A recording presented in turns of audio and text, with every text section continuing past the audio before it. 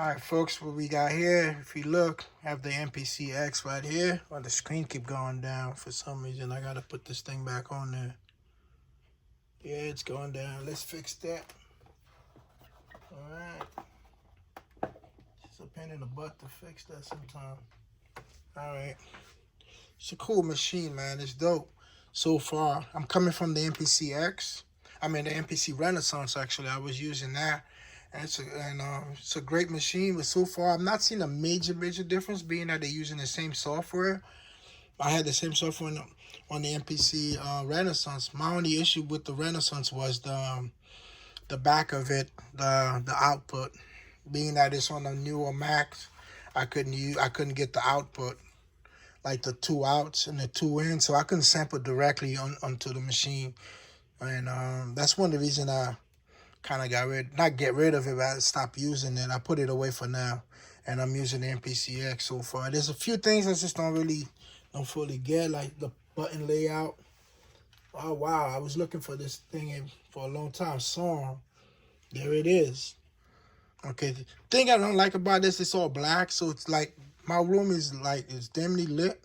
So when you're looking for things, I have to use like a light on it, and because it's all black and gray. So if your room's a little bit darker, you can't really see some of the buttons on here.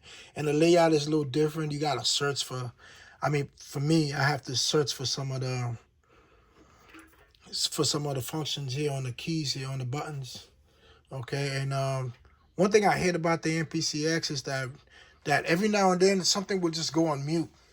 I don't know if it's a software glitch. Like let's say you're recording on one track, and you solo out that track that you're recording. For some reason, the other tracks are affected by that. I don't know if it's a software glitch or something. I'm not sure what that is, but it does happen. So let's say I'm recording on this track here, and I'll solo it out, and the track here for some reason would be on mute when I come back to it, which is crazy. So I have to be careful with this button here, the read and write button with this.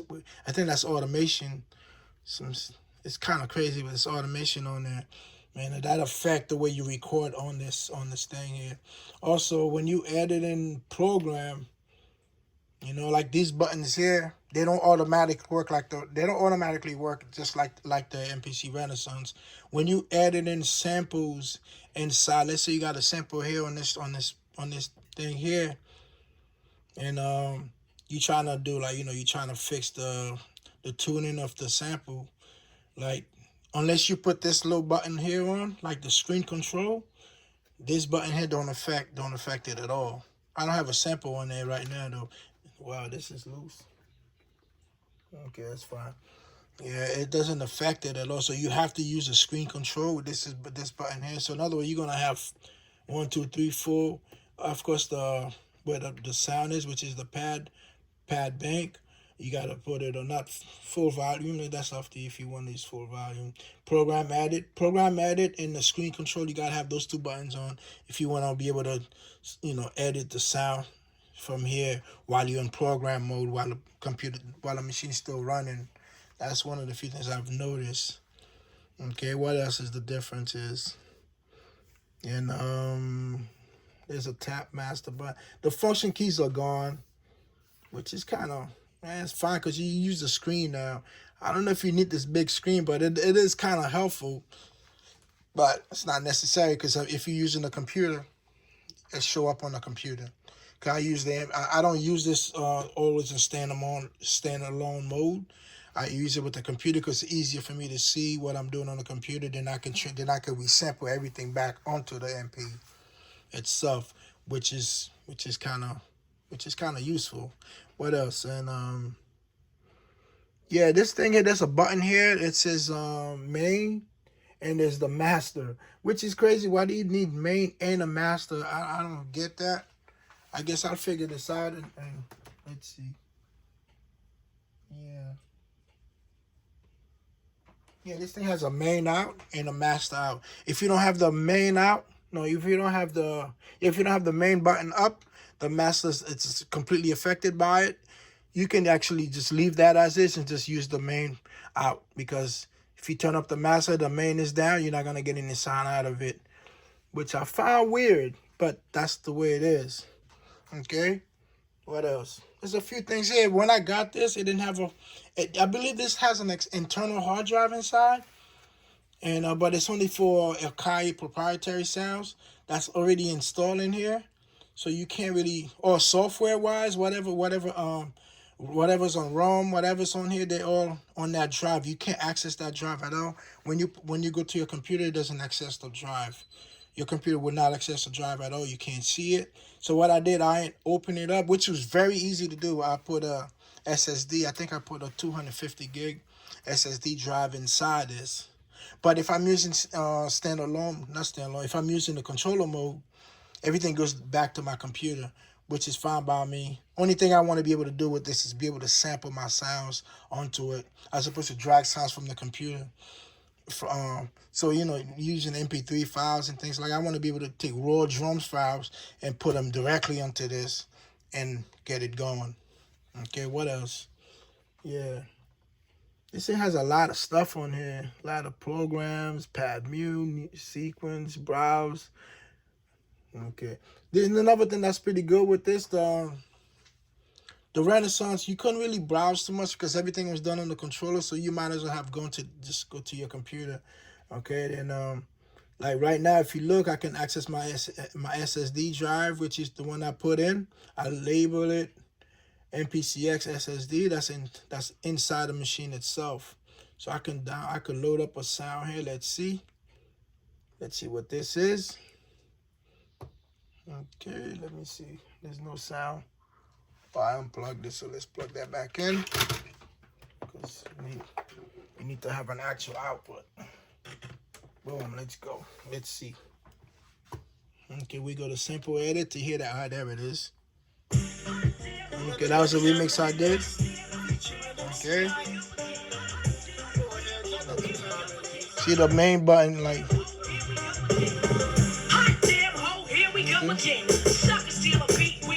Okay. So that's it. It's a lot of useful things on this machine, man. Look at this thing here. Last MP I actually used a whole lot was the MPC 3000. I like the MPC Renaissance. It's good because I love the flow of it. I had the MPC 5000. I got rid of it.